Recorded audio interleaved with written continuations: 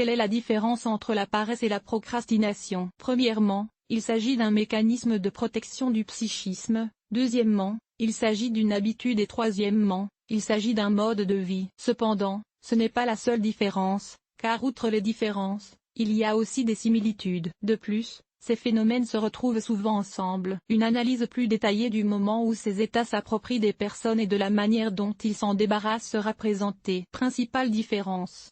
La déréliction consiste à refuser d'accomplir une tâche. La déabolition remplace une tâche par une autre et, par la suite, il s'agit d'un cas de report. Par exemple, si un freelance ne veut pas commencer une commande et qu'il se retrouve rapidement avec un grand nombre de cours urgents, nettoyage, sport, courses, etc.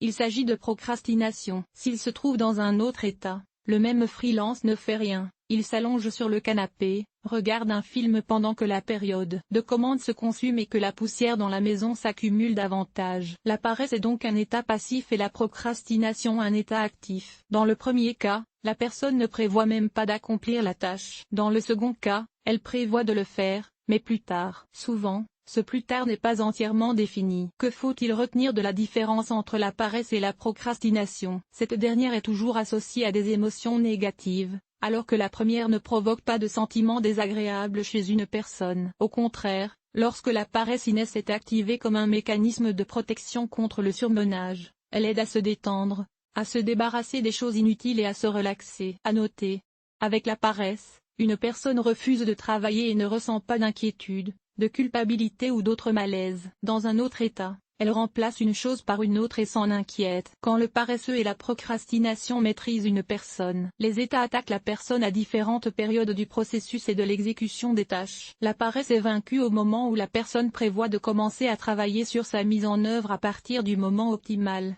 c'est-à-dire le moment où la personne paresseuse remarque le problème mais refuse de le résoudre. La tricherie s'attaque à la solution directe du problème et à la planification de la résolution du problème. En d'autres termes, les différences sont minimes, mais elles sont les suivantes. Dans le lase-lase, il s'agit de décider de ce qu'il faut faire du problème. Dans la procrastination, la personne prend une décision mais reporte la mise en œuvre elle-même. Le principe de la capture de la personne est expliqué plus en détail par l'un des états du livre. Premier secours. Les auteurs sont les psychologues Tanya Van Essen et Henry Schwenber. Ce sont ces chercheurs qui ont réalisé une analyse comparative détaillée des concepts, révélant les similitudes et les différences entre les phénomènes. La clé.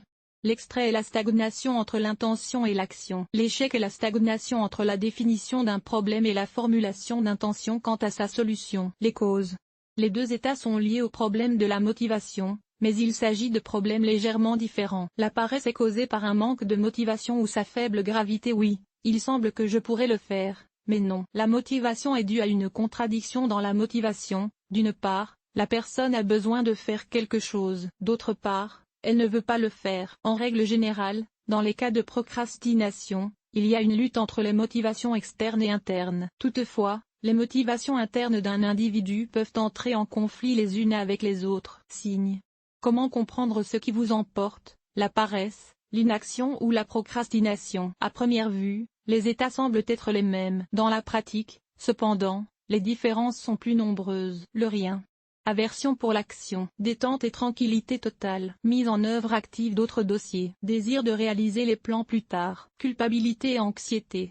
Comme vous pouvez le constater, il s'agit de deux états complètement différents. Comment lutter contre la paresse, l'inaction et la procrastination? Nous avons donc déterminé que ces états ont des causes et des points d'apparition différents. Cela signifie qu'il existe différentes manières de les combattre. Pour se débarrasser de la paresse, il faut augmenter sa motivation personnelle. Il faut se forcer à désirer, à influencer les émotions et à se référer à d'autres besoins pertinents. Sachez ce qui peut vous accrocher au cas par cas. Dressez une liste des privations que vous vous imposez si vous refusez de porter plainte. Trouvez un groupe de soutien ou déclarez publiquement vos intentions. Mieux encore, ne vous forcez pas à faire quoi que ce soit d'inintéressant. Utilisez cet état comme un indicateur du bien-être personnel et de la réalisation de soi. Par exemple, La paresse dans la recherche peut être liée à une profession mal choisie. Cela vaut la peine de changer de profil de formation et de disparaître tout seul. Comment lutter contre la procrastination? Créer un planning et un emploi du temps. Procéder à une répartition des priorités. Créer une hiérarchie des motivations. Fixer des objectifs et des sous-tâches. Effectuer un exercice de gestion du temps. Analyser les raisons pour lesquelles les tâches sont retardées. Comme pour la paresse, cet état peut être utilisé comme un allié. Il peut également indiquer des problèmes de vie, vous aider à choisir la bonne voie et révéler votre potentiel personnel. Conclusion.